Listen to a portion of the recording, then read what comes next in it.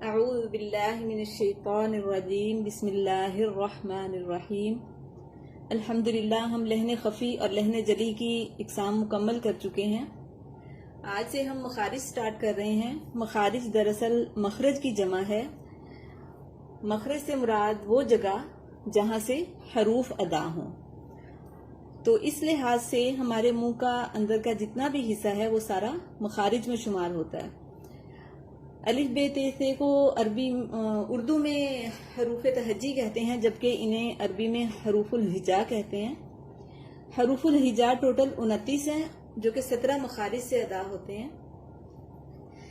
आज हम सबसे पहले अलिफ के बारे में पढ़ेंगे, उसकी डेफिनेशन, उसकी क्या सूरत होती है और अलिफ और हमजा का जो फर्क होता है वो वाज़ेह करेंगे इंशाल्लाह। अलिफ हमेशा खाली होता है। ओके, अलिफ हमेशा खाली, अलिफ हमेशा खाली मा कब्ल मफ्तूह होता है।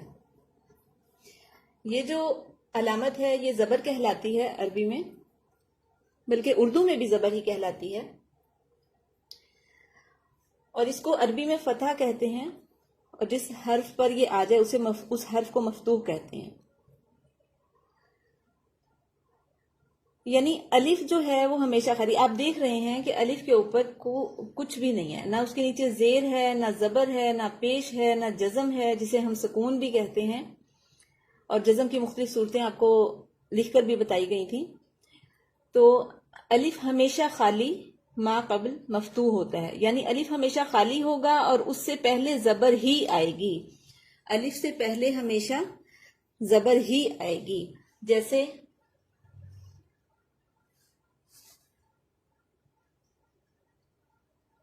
क़ाला, कानू,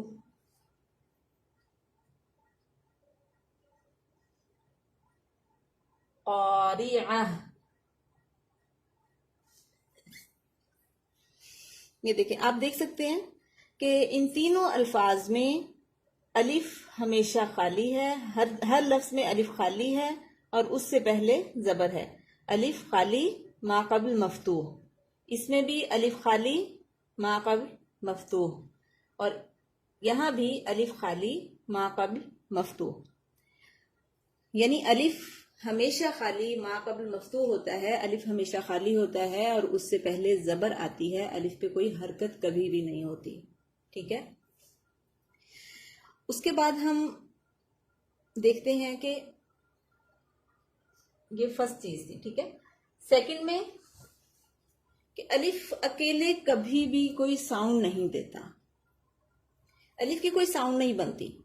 इसकी मिसाल हम इस तरह समझते हैं कि देखें, जैसे ये है बा, इस पे हम जबर डाल दी हमने, जेर पेश, बाबीबू, बाजबर बा, बाजेर बी, बापेश बू, बाबीबू। इसी तरह से मीम जबर मा, मीम जेर मी, मीम पेश मू, मामीमू। यानी इन हरूफ में आप देख रहे हैं कि इन पर कोई भी हरकत आई है तो इनकी साउंड बन रही है, ये हम पढ़ रहे हैं। लेकिन अलिफ की साउंड अकेले नहीं बनती, क्योंकि अलिफ हमेशा खाली होता है, उस पर हम कोई हरकत नहीं डाल सकते। अलिफ हमेशा खाली होगा, हम उस पर कोई हरकत नहीं डाल सकते। हम जबर नहीं उसको दे सकते, हम जेर नहीं दे सकते, हम पेश नहीं दे सकते, हम जज़म नहीं दे सकते। यानी अलिफ को हम कोई भी हरकत नहीं दे सकते, क्योंकि वो हमेशा खाली मा कब्ल मफ्तूह होता है।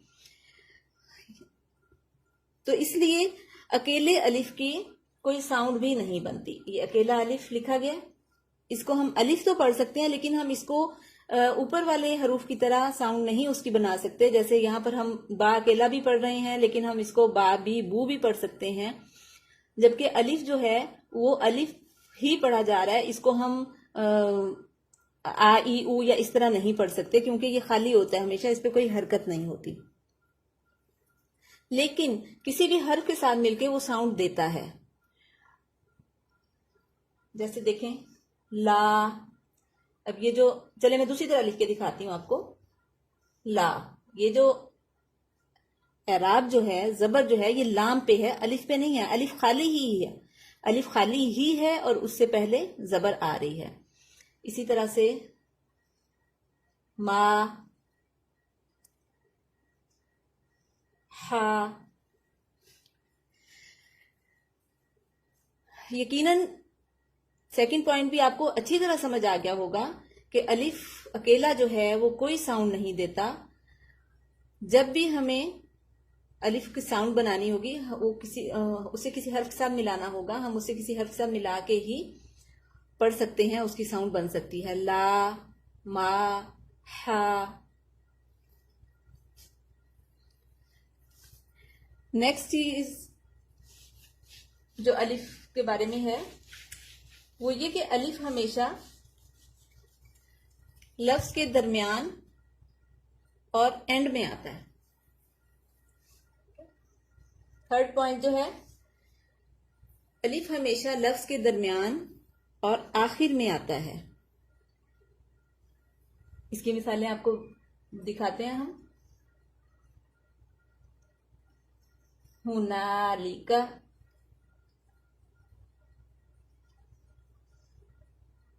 मनास,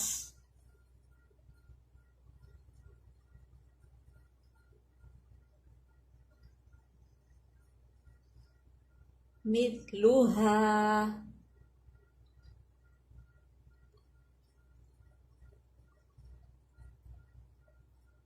रुज़िक़ना।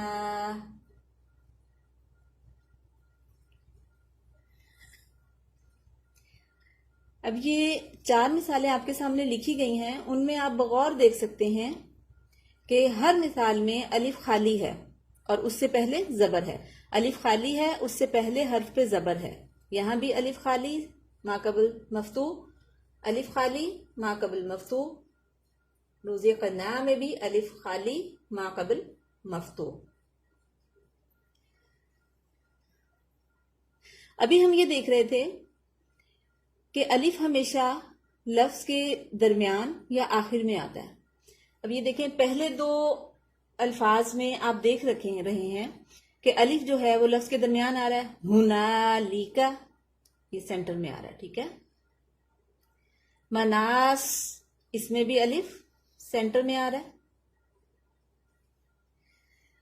एंड की जो 2 मिसालें हैं उसमें आप देख रहे हैं कि अलिफ जो है वो एंड में आ रहा है, ठीक है। मिथलुहा, अलिफ एंड में। रुज़िक़ना, अलिफ एंड में, ठीक है।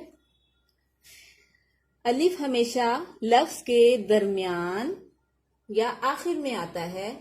अलिफ शुरू में कभी भी नहीं आ सकता, क्योंकि हम अभी पॉइंट नंबर 1 में पढ़ चुके हैं कि अलिफ हमेशा खाली, मा कब्ल मफ्तूह होता है।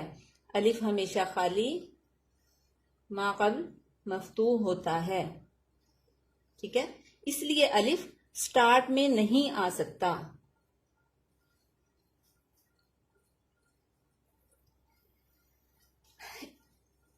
अच्छा, इस पॉइंट के बाद यकीनन आपके जहनों में एक सवाल गूंज रहा होगा कि हमने तो स्टार्ट में बहुत से लफ्जों के स्टार्ट में अलिफ देखा है, जैसे अल-क़ारिअह, ठीक है। यकीनन ये बात जो है ना आपके जहनों में गूंज रही होगी कि ये कैसे हो सकता है। हमने जब खुद कुरान पाक में देखा है तो ये कैसे कहा जा सकता है कि अलिफ कभी भी स्टार्ट में नहीं आता। तो ये इस बात की भी हम वजाहत करते हैं कि अलिफ, मुतहर्रिक अलिफ जो है ना, मुतहर्रिक अलिफ दरअसल वो अलिफ नहीं होता। मुतहर्रिक अलिफ दरअसल अलिफ नहीं होता। मुतहर्रिक से मुराद आप जानते हैं, आपको बताया गया था कि जब भी किसी हर्फ पे कोई हरकत आती है, जबर जेर पेश या कोई अराब होता है, तो वो मुतहर्रिक हो जाता है, ठीक है। वो यानी जबर जेर पेश आया तो मुतहर्रिक होता है। या जज़म आए तो वो साकिन हो जाता है, यानी उस पर एराब आ जाता है। या दूसरे लफ्ज़ों में आप यूं भी कह सकते हैं कि एराब वाला अलिफ जो है वो अलिफ नहीं होता। ठीक है, जबर जेर पेश जज़म, इनको हम एराब कहते हैं। अब यहां आप देख रहे हैं अल क़ारिया में कि ये अलिफ मुतहर्रिक है, इस पे जबर आ रही है। इसी तरह से एक और मिसाल में पहले आपके सामने लिखती हूं, इक़रा।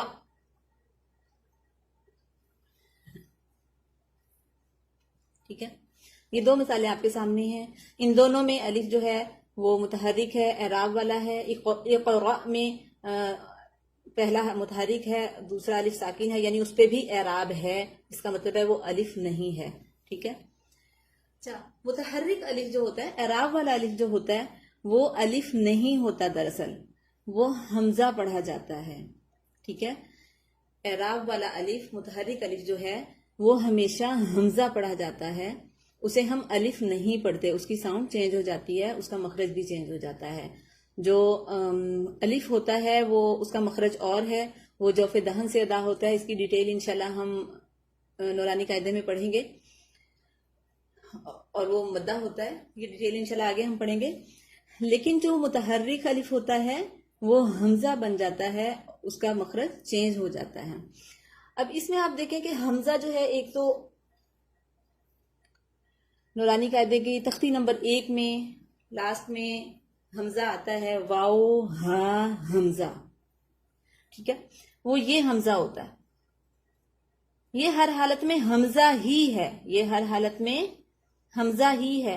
इसके लिए मुतहर्रिक होना कोई जरूरी नहीं है, कोई शर्त नहीं है, ये उसकी अपनी सिफ्त में हमजा ही है। ठीक है, लेकिन दूसरा हमजा कौन सा है? ये दूसरा हमजा कौन सा है?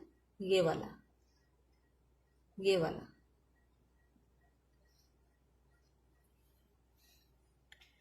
एक हमजा हम पढ़ते हैं कुरान पाक में, हमने देखा है उसकी शक्ल ये होती है। ठीक है, लेकिन दूसरा हमजा मुतहर्रिक अलिफ, एराब वाला अलिफ, एराब वाला अलिफ, मुतहर्रिक अलिफ जो है वो हमजा पढ़ा जाता है। इसलिए मैं आप बता रही थी आपको कि अलिफ जो है वो स्टार्ट में कभी भी नहीं आता, वो लफ्ज के दरमियान या आखिर में आता है। अब ये जो, अब इस बात को समझने के बाद आप देखें कि ये जो है ये दरअसल अलिफ नहीं हमजा है, ये अलिफ है, क्योंकि अलिफ खाली माक़ब्ल मफ्तूह है, इसमें दोनों ही हमजा हैं। ये भी एराब वाला है, ये अलिफ भी साकिन है, ये भी अलिफ खाली नहीं है, तो ये भी हमजा है। ये दोनों हमजा हैं और ये हमजा के मखरज से ही अदा होंगे। ये हमजा है, अपने मखरज से अदा होगा, ये भी हमजा है, ये सब भी हमजा के मखरज से अदा होंगे, अलिफ के मखरज से अदा नहीं होंगे। इसकी कुछ मिसालें मैं आपको लिख के दिखाती हूं। हमजा की, अच्छा, अलिफ के बारे में हमने पढ़ा है कि अलिफ दरमियान या आखिर में आता है, लेकिन हमजा कहीं भी आ सकता है। हमजा स्टार्ट में भी आ सकता है, हमजा मिड में भी आ सकता है, हमजा एंड में भी आ सकता है। ठीक है, और साला हमजा, ठीक है, आऊज़ु हमजा, ठीक है। इसी तरह से अबाबीला, ये भी हमजा है क्योंकि ये भी मुतहर्रिक है। इसी तरह से अलीमुन,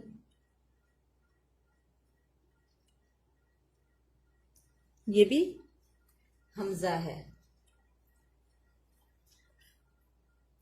अच्छा, अभी हम देख रहे थे कि हमजा जो है वो लफ्ज के दरमियान, एंड और शुरू कहीं भी आ सकता है।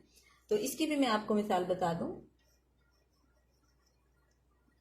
उमामुन वरअयत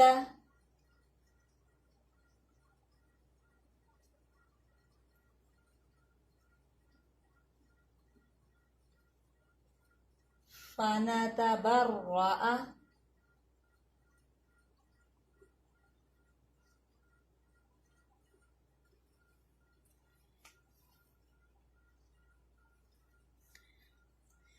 ये देखें, ये जो 3 मिसालें आपके सामने लिखी गई हैं, इसमें आप बखूबी देख रहे हैं कि हमजा स्टार्ट में, हमजा दरमियान में और हमजा एंड में। ठीक है।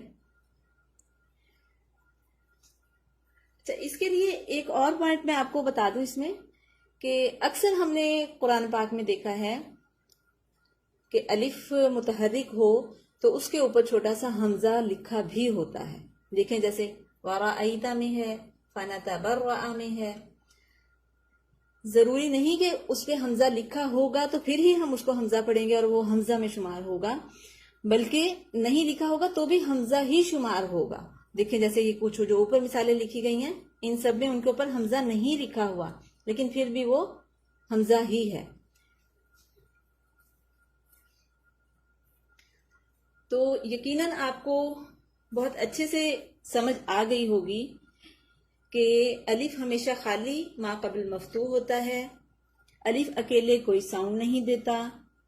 अलिफ हमेशा लफ्ज के दरमियान और आखिर में आता है, वो स्टार्ट में नहीं आ सकता। मुतहर्रिक अलिफ हमेशा हमजा पढ़ा जाता है और हमजा जो है वो लफ्ज में कहीं भी आ सकता है, स्टार्ट में भी आ सकता है, दरमियान में भी आ सकता है और आखिर में भी आ सकता है।